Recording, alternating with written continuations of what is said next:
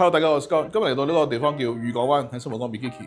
咁啊，好開心啦！個客其實係之前嘅熟客嚟嘅，咁啊今次揾翻我哋再揾我哋做裝修同 design build啦，咁啊都好開心同多謝佢信任啦。咁我哋今次咧，我哋由玄關位講起啦。玄關其實咧個通道唔係好闊，亦都唔係好窄，咁啊唔建議做任何櫃體嘅。我反而今次喺天花上面做啲少少嘅 little design， 到時大家可以睇到啦。咁咧，要翻咧，我哋個客戶要求咧，我哋想比較現代少少，客人係有時需要 work from home 嘅。咁我本身個廳嘅形狀其實四方就係間房嘅。咁但係問題就係你夠擺餐台就唔夠擺一張工作台啦。咁啊將呢個位置間房就打通咗佢啦。咁我哋 move in 見到呢個位置咧，原咗呢個位置其實一個係雜物房連工人房嚟嘅，可以有個坐廁位嘅。咁再做一個改動，變一個細嘅雜物房加一個大嘅工作位啦。咁成個客廳打通之後咧，空間就闊落好多啦。咁但係我哋都考慮到咧，個客咧其實嗰個動線啊，我哋由門口入到嚟咧，我哋想咧其實一入嚟睇到組大櫃啦，同一個有個特色牆啦，所以我身後會係一個儲物櫃同特色牆嘅，而我對面咧就係個梳化位啦。咁如果個儲物櫃驚唔夠咧，喺個餐台位置有個餐邊櫃嘅。咁同埋梳化都係建議擺翻呢個位置啦。主要幾個考慮，第一就係我哋想有私隱度高啲啦，開門咧就唔會即時見到梳化位啦。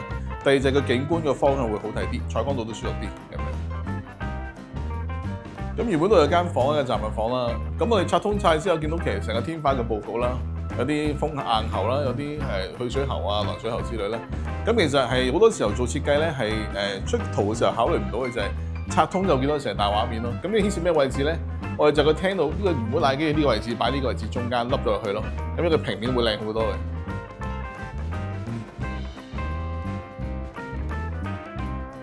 咁另外就係原本嘅電箱咧，其實喺呢個位置嘅，係一個大電箱嚟嘅。咁我將佢推咗去雜物房啦，咁變咗個書台呢個方面咧，個畫面就會靚好多啦，冇咁多障礙物啦。成間屋嘅比例上咧，個廚房比較細個入去，咁所以我哋盡可能偷多幾寸得幾寸，將個門打通咗去啦，做個趟門加鋼板。同埋成個走廊好長嘅，想將個效果咧做得好睇啲，我哋將呢個位置咧就打通咗，原有個牆壁冇咗，所以個走廊會短啲咯。同啲屋苑咧有個特別位置咧，就係佢全部嘅司令啊都係比較矮嘅。譬如你無論廳啊、廚房、廁所啊、走廊都係。咁我哋其實拆通晒之後，將嗰啲位置局部提升同局部滲燈位咯。咁呢啲都係細位去處理，但係個效果好大分別嘅，大家留意翻。明顯個廚房咧相對比較細嘅，我哋基本佈局就係呢度係一個雪櫃位，跟住呢度咧就係個煮食爐位，下面就係個洗衣機位。咁轉彎咧就係個升啦。咁而呢個位置咧，想盡量多啲工作台面啦，所以我哋保留咗約莫係3至4隻工作台面。原本單位咧就3房嘅，咁啊將中間兩間房打通咗啦，俾阿女女用啦。咁女女個空間就係我哋冇微要求空間啦，好舒服好大啦。你見而家位置呢個位置係擺床啦，而隔離咧就有個衣櫃啦，中間有個床頭櫃位啦。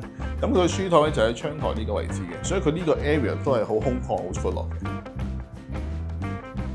咁呢度主人房啦，一般嚟講其實有啲客戶 consider， 其實你個窗台咁長，係咪將床擺埋上去慳位啲咧？咁其實如果空間夠係唔需要嘅，因為橫到壓頂都唔舒服嘅。咁所以而家咧，我哋基本上將床咧擺喺呢個位置中，跟住有張工作台啦，有個大嘅衣櫃位啦，係啦。